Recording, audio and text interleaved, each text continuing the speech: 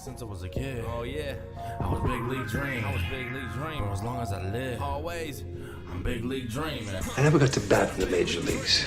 I'd have liked to have that chance, just once. To stare down a big league pitcher. Make him think you know something he doesn't. Chance to squint at a sky so blue that it hurts your eyes just to look at. To feel the tingle in your arm as you connect with the ball. To run the bases, stretch a double into a triple, and flop face first. Wrap your arms around the bag. That's my wish, Rick and Silla. And welcome to the Big League Dreaming Podcast. We appreciate you joining us today. I am Zane Gonzalez, the dad. And if you know a little bit about the show, it is a podcast with a dad and his three sons. And, you know, sometimes we have all of us together, which is rare, but it does happen. Sometimes we have a couple of us doing the podcast. Today we have, looks like two out of the three boys, and we're waiting for son number three. Let's say hello to the guys. Let's start with son number two. It is Ty Gonzalez. How you doing, Ty? Good. How are you? What's going on? Good morning. Good morning. We are recording this as a morning podcast. So if you have a cup of coffee and you're listening to us in the morning, you can join along. If you're listening to us in the middle of the night, well, grab your favorite beverage. Son number three is Zane Gonzalez. How you doing, Zane? Morning. Good to be here. How you doing? Good to see you. Where's your coffee? Not a big coffee guy. That's all right. So you're sporting the colors there. You're already at the office. I love it. Saturday morning, right after Thanksgiving, you're up and at 'em early working. Yep. Got to get in here, try and stay organized, not let stuff snowball and get behind us. There you go. Snowball, because I got it there. It's winter season up in the northern part of the country. I am based in Grand Rapids, Michigan. Zane is based in South Bend, Indiana. Hence, he has his IUSB gear on. And then Ty is based in Grand Rapids as well. And then son number one, who is based in Grand Rapids, yeah, he's got his Griffins T-shirt on over there. Ty, show him your Griffins shirt again. Here we go. Here it is. I was watching them last night, 2-0 when I went to bed. I love that you're a Griffins fan. I mean, we grew up here in Grand Rapids. We grew up Whitecaps fans because we live near the ballpark. You know, the single A affiliate of the Detroit Tigers, but you're also loving the Griffins and the good hockey team, good franchise. Yeah, they're playing good this year too, which is good. The last couple of years they've been pretty bad. Well, I've been hoping to go catch the Gold play. That's the new our basketball team here in Grand Rapids. They used to be the Drive for a lot of years, affiliate of the Pistons, and I think this year the Drive is affiliate of the Denver Nuggets or something. Yeah, the Grand Rapids Gold's with the Nuggets. And then I think the Drive is gone, and now they're in Motor City, right? Yep, Motor City Cruise. Motor City Cruise. And then son number one, Zach Gonzalez, is based in Charlotte, North Carolina. He brings us the Southern goodness down there. I think he's maybe a little overindulging the Southern hospitality. I know that they celebrated Thanksgiving down in South Carolina somewhere. And who knows what kind of traditions they have. But we were able, the three of us, to spend the Thanksgiving holiday together. And on this show, we're going to talk about some of the things we were thankful for this year with the baseball season, and then talk about our off seasons a little bit. If you're just joining us or new to the podcast, we'll talk a little bit about ourselves, but we also interview guests. We'll bring on coaches, maybe former players, people behind the scenes, broadcasters. It's been a lot of fun. Ty, you do all the production. You've listened to every single show because you've had to. Yep. What, have you had any favorites so far that you've listened to, some of the interviews we've done? Yeah, I would say that stretch there when we were doing the series with the Little League team from Michigan was a lot of fun. I really enjoyed doing those, and we were doing those like almost every day, so that was a lot of fun. Yeah, folks, if you go back, you can listen to we followed the Little League World Series, the team from Michigan, from Taylor winning the Little League World Series this year in August. That was a lot of fun. It was a great memory, and the coach still texts me periodically. We'll have him back on in the off season because I can't wait to hear what he's going through and how he's bringing this team together. And then Zane, I really loved some of your insights talking to Zach about what you're going through there at an NAIA school as it pertains to college baseball, and you're in the thick of it, right? I mean, it's the off season, but you're still busy as ever, right? Yeah, I mean, we're still in the off season, but yeah, it's pretty crazy right now just because it's we're in our individual period, so it's a lot of individual work with guys. So it's pretty much get here at 7 a.m. and go till about 5 o'clock, just because we're working around everyone's schedules. It's not, hey, all right, we know we got practice at 3:30 today. See everyone out there. It's, okay, I got to meet with this kid at 8, got to meet with another kid at 8:30, another kid at 9:15. So it's just go till 5 o'clock. So it doesn't really stop. It's just always going, but I like it. I love it. That's why you're doing it, because you do like it and you do love it. Well, I'll tell you what, Zach and I just finished an interview recently. Our last podcast was with Todd Purnell, the vice president and COO for the Richmond Flying Squirrels in Richmond, Virginia, a Double-A affiliate of the San Francisco Giants. So it was a great year for the Giants. They made obviously the postseason and made a run for it. Came up a little short there in the World Series. But that was a good interview. And if you get a chance to go back and listen to that, we would appreciate that. You can listen to that podcast because he has a lot of things to say about what life is like for minor league baseball, especially in this year coming out of COVID or in the middle of COVID, however you want to consider it. It was a heck of a year for minor league baseball. And then, like Ty mentioned, our interviews with the Little League World Series coach and coaches and players. We actually talked to one of the players as well during that podcast series. So go back and listen to some of the episodes. Maybe if you want to go back and hear a little bit more about each one of us, you can go back and catch the meet Zach, meet Zane, and meet Ty. Oh, I'm getting a text from Zach. You want me to see what he says? Yeah, that's what he said. He's awake. Yeah, let me text him real quick right now and tell him that to join in. Are we still on? It's only 7:13. We must have thought that was like a quick podcast or something. You in Central Time or something? Yeah, what kind of time? What time zone? He's on Turkey time. There in South Carolina. But he'll be joining us here in a second. We'll catch some of his memories. He should be joining us here in a second. But Ty, real quick, run down some of the places where people can find the podcast if they haven't already on social media or on the podcast platforms. Yeah, for sure. We're on TikTok at Big League Dreaming. We're on Twitter at BLD Pod. We're on YouTube, Big League Dreaming the podcast. And our email too, our Gmail, bigleaguedreaming@gmail.com. So check us out, connect with us. If you want to be on the show, send us an email. We'll talk to you. Yeah, and if you have a suggestion for a future guest, we'd love to hear that as well. Zach should be joining us here momentarily, but we should also remind everyone, Ty, that the theme music for Big League Dreaming is a song that you recorded a few years ago, a whole album actually that you put together, and you do all the production for the show. And we're going to catch up with you, right? We've been talking about doing this for a while now, where you and I sit down and talk about the tracks from the CD, because every track is baseball related in a way. And do you go back and listen to that and go like, man, some of that's outdated now because of some of the rhymes and some of the players you mentioned? Yeah, definitely. Because that was 2017, so that was 4 years ago already. Yeah. I think it's funny that like some of the names are still prevalent. Like I think you mentioned Chapman in one of your, in one of your songs. Chapman and Swanson. Yeah, and they're still relevant today. Yeah, they're still dominant in their sport. It's funny because baseball is a sport where you age out. I mean, I think isn't a player's prime year like 26, 27, 28, 29, that area? Yeah. So yeah, definitely. You have your window. It's not like the NFL. That's a shorter window. You're only playing for a few seasons and you're done.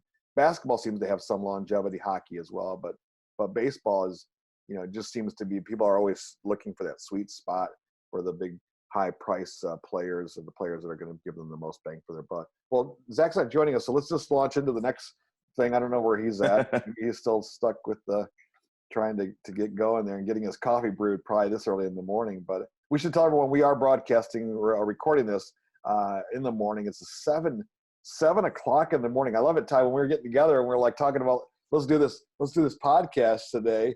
You're like, let's do it at 7 in the morning. I'm thinking, we've been usually doing our podcast like at 8 or 9 o'clock at night, but that doesn't work for you because you're up early. Yeah, the earlier the better for me. By the time it's like 8 o'clock, I'm done for the day. I'm already in bed, winding down. So early podcast is perfect for me. I'm already up. And Zane, I think you know that I'm a morning person, but you've become a morning person lately, right? Yeah, I mean, just with having to be up early every day, whether it's going over to our indoor facility or here getting guys going for lifting, it's just kind of become part of the routine. So I don't know, there'll be a few days a week. Me and the hitting coach will come in, we'll lift before the guys even lift. So Yeah. I don't know, just kind of get up, get early, get going. All right. Well, I know I want to talk a little bit about your favorite teams because Ty, you're a big Mets fan. Zane, you're a big Red Sox fan. Zach is a big Mariners fan, and I think he was all excited because they made a run this year. I'm a Tigers fan, so we'll talk a little bit about MLB. But Zane, you and I were talking in the car as we were heading up to Grandma's house there during Thanksgiving about just some of the challenges for colleges, and I think this is interesting. If you listen to this podcast or you know, we kind of ramble a little bit on topics from Little League baseball to professional baseball to college baseball. If you're a baseball fan, you probably find all the topics interesting. But for those that are following college baseball, you're in an interesting spot there because a lot is going on with COVID and players and recruiting. And I want to kind of talk a little bit about a scenario I brought up to you where we, as you know, as everyone knows, not everyone, but as people might know, I'm working at a high school, local high school in Grand Rapids now. And we have a player there that is in the middle of the recruiting process. I should say in the middle, but people have signed already. But you as a recruitment coordinator, what's been the challenge for these high school seniors getting ready for their senior season, right? And they're looking at all their options. Some at the higher end are going to be drafted, right? That's very few. Some are going to make this commitment where they're going to go D1 and make the big signing and everything. Very few. The vast majority of seniors that want to play and have opportunity to play are finding themselves to decide where they want to go, and it's a challenge for these guys, right? Yeah, I mean, right now the recruiting process it's very tough because of COVID and all the players that were currently in college like gained an extra year of eligibility, so that causes kind of a backlog of players, and it kind of turns into a trickle down effect to where there's kids that are looking for places to play, and teams are saying, well, our roster is completely full, like we can't take on any more kids. Oh, there's Zach. he's connecting. There he is. Hey, Zach. That was audio's on. What's up? What up? Where's your Mariners hat? It is a Mariners hat. Oh, it is a Mariners hat. All right. I like it. I knew he'd have his Mariners hat. We thought you had too much turkey over Thanksgiving there in South Carolina. I mean, I thought it was Central Time. See, I told you. Well, Zach, we're talking to Zane right now about the recruiting process and what the challenge is for the high school seniors right now. And Zane, you're just saying that there's a log jam there, right? And the players have to decide what they're going to do. Yeah, so last year, kind of for NCAA, they could have expanded rosters because of COVID for students that wanted to come back and finish out their careers. But now those universities have to go back to their normal size rosters. So it's even lessening the gap of people and spots that are there. So that's where we come in as an NAI school, is we kind of have an opportunity to offer kids, spots and roster spots because we don't have a number that we have to be at. And then there's junior colleges are, kind of the way to go right now. That's kind of the way we're recruiting because, they're going to have a lot of experience right out the gate. If you go to a junior college, you're going to play right away. You're going to play a full fall slate. You're going to play a spring, and then you're going to play another full fall slate and another spring. So you're going to really get like 2.5 years of seasons under your belt before you move on to a 4-year. So I think junior college is really blowing up, and I definitely think people need to look into it more. And it's kind of becoming it's not a last resort anymore for people. Right. It's a way for them to get their maybe academics in line too. But I mean, every student is a little different, where they're at academically. It's a chance for them to experience college life and also work on their baseball. And I think the biggest thing that you have said to me, and I've learned from watching all three of you play JUCO, is that it gives you an opportunity to play right away. Ty, I think for you that was important, right? I could not see you, Ty, going from high school to college and have to sit on the bench for 2 years. Yeah, I mean, I sat on the bench for basically the whole first year, and that was tough. I couldn't do that. But the whole second year, I got to play almost every game, so that was good. Right. And Zach, you're a big proponent of JUCO too, right? Yeah, absolutely. I mean, for me, I hadn't grown into my body yet. And it wasn't until like after, I guess, the spring of my freshman year at Jackson College that I really started to fill in a little bit. Because I was a young senior for my grade. I was still 17 for fall ball as a freshman. So I still needed to grow up a little bit. And then like the whole financial aspect, it's just a no-brainer. I mean, these kids are going to these, these 4-year institutions that are small schools, these D3 schools or NAIA schools that are considered private schools, where you're paying a lot of money, a lot of student loans to go to these schools, and if you're not playing, that's a tough pill to swallow. It sure is. I mean, I can't imagine what that's like. But I think, not pull a plug in for IUSB, Zane, you guys make it pretty affordable, and you make it. I like that. I mean, if you recruit a kid to come, you're not getting there for reasons just to have them on the roster. You're bringing them there because you see them as part of future players at your school, right? Yeah, I mean, we're extremely affordable. You get a Big Ten degree, so because we're an IU campus, we're less than, I think for in-state we're around 7,500, and then out of state, that's for the year. Out of state, it fluctuates based on your GPA and what academic money you can get. So it's extremely affordable. And then, we bring in kids in with, every single fall is a clean slate. I don't know what our starting lineup is in February because it's August. I don't know. And I don't know who's going to get the job done in the classroom. I don't know what's going to happen. So everyone needs to be prepared, and everyone's going to have a hand in it at the end of the day. Right. But of schools out there. I know schools out there that, just go for the numbers. They're getting as many kids in, and then they just kind of like, oh, well, we'll just figure it out. But at least we've got all these kids coming in, and we're generating students for the schools. And I know it's tough for schools. I mean, I was talking to you, Zane, about how, admissions over at Central Michigan University, where I went to school, the enrollment's down, 20% over 2 years ago. So, school, it's tough academically. I get that. But I think if you're a parent listening to this podcast or a player listening to this podcast, you need to do your homework and find what fits best for you. Do the research. Don't rely on, someone telling you how great they are. Actually check into it. Go to places that will tell you the good with the bad. I think that's the thing that a lot of recruits have a hard time with. They just only hear the good, right? But if I'm going to a school and was the coach as the leader of that program is telling me about some of the reality of how tough it can be, you need to hear that, right? If you get a coach that's only telling you the good, Zane, I would imagine there's probably a warning sign to stay, or a red flag, right, to stay away. Yeah, I mean, we tell kids right away, like, our fall is insane. Like, our fall is crazy hard. It's crazy hectic. Like, we go lifts 3 times a week. You're going to have practice 6 times a week, and you're going to have study tables on top of it.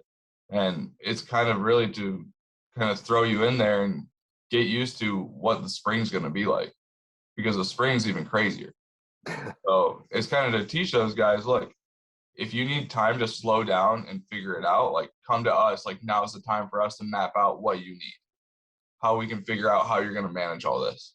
Right. Because in the fall, that's our time where it's okay, let me take a step back a little bit, figure it out. Whereas in the spring, we're just go, go, go, go, go. You can get lost real fast. Yeah. Well, thanks again for everyone listening to this podcast. We just want to say thank you for tuning in. We're not wrapping up. I just wanted to take a quick little break and bring Zach back in because we got to spend Thanksgiving together. Me, Zach, Me, Zane, Ty, and myself. The three of us. But Zach, we didn't get a chance to spend Thanksgiving with you. How are things going in South Carolina? Did you guys have a good holiday? Yes, we did. Good weather down here. There's some years you can get it can be pretty hot on Thanksgiving. This year it was mid 60s, so it was great.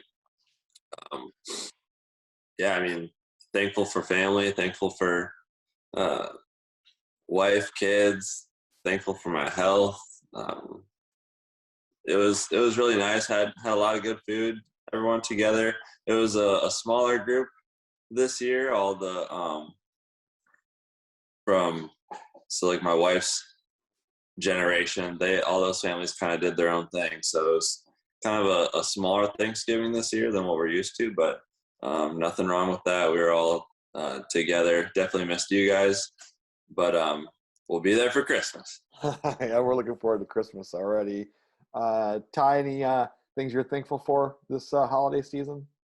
Yeah, roof over my head, my job, and my family, of course, my friends, my wife, just life in general. Just no big crazy things going on to where we're in hospitals or anything like that. So very fortunate that, like Zach said, like our health, like we're all healthy and we're all good right now. So just thankful for life, really.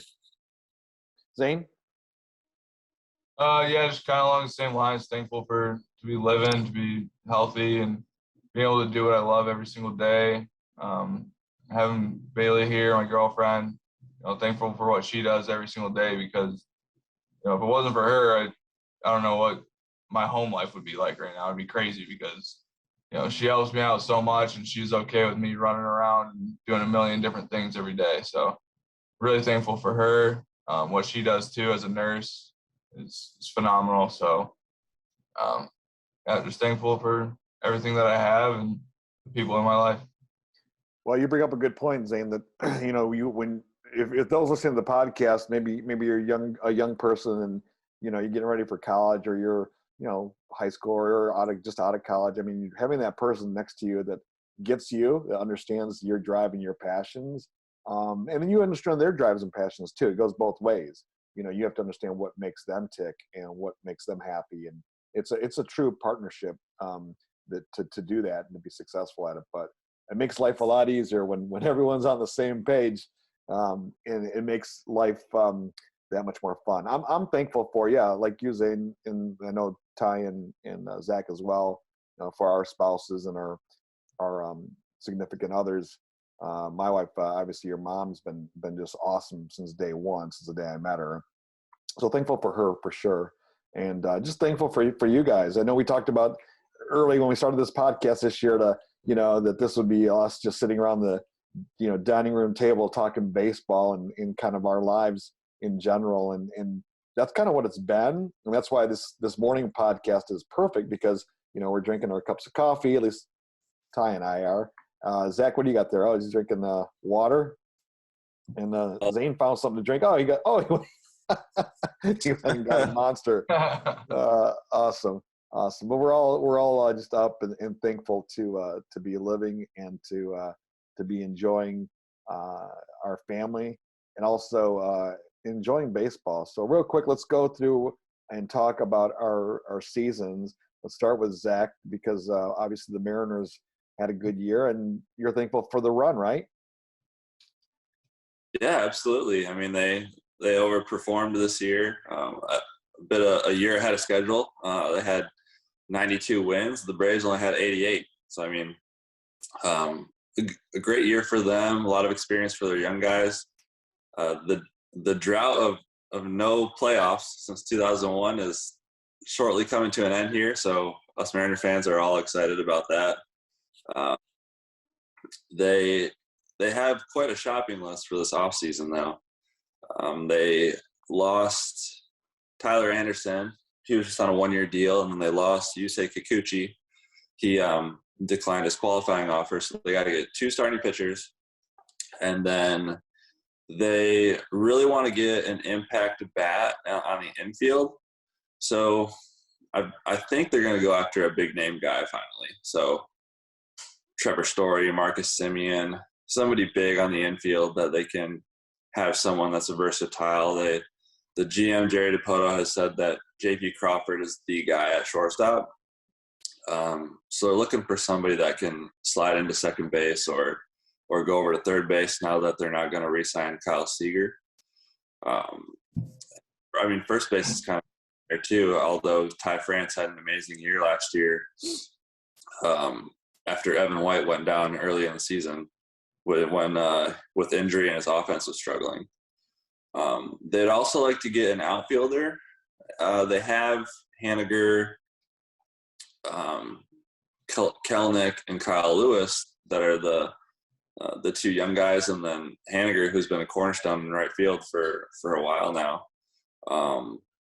So I guess another outfielder too to kind of lengthen that outfield. They'll let it be a little bit deeper. I don't know if it's just a couple of year kind of guy because they do have a big outfielder, Julio Rodriguez, coming up, who just made the 40-man, who's big news recently here in the last few days. So a big shopping list for Seattle, but all of the prospects they have still coming up, they have another wave of pitchers coming through. Very happy about the season and finally a bright side for Mariner fans coming soon here. Yeah, well, it's been a great season for the Mariners, and I can't wait for opening day 2022 against the Tigers, a 4-game series there. It'll be a good season opener and a lot of fun for us to talk about those games. Ty, your Mets were leading Yeah. the NL East for like the first month of the season, then it just kind of imploded. But Zach was talking about outfield situation there. I mean, it just happened overnight. I mean, they signed 3 players yesterday. The last one coming late last night. Sterling Marte joins the outfield. New GM there for the Mets. It looks like it's brighter days ahead for them. They're going to make some changes and go for it next year.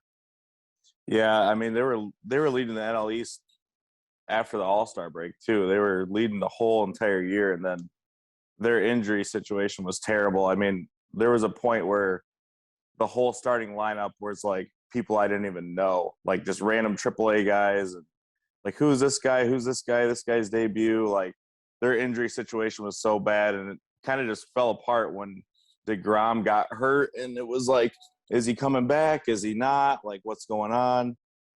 Because he's Mr. Met, and I feel like he just holds that whole team together. I mean, there were some games this season where they would win 2-1, and he would have the 2 RBIs. Right.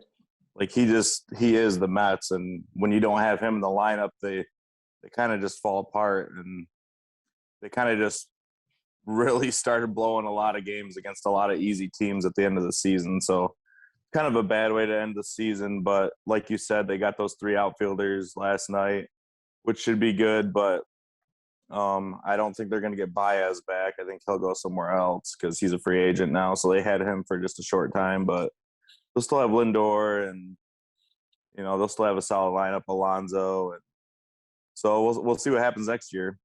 We'll see what happens for sure. And Zane, I think your Red Sox, I mean, they had 2020 was horrible for the Red Sox, but they bounced back this year in 2021, made a run in the postseason, fell a little short.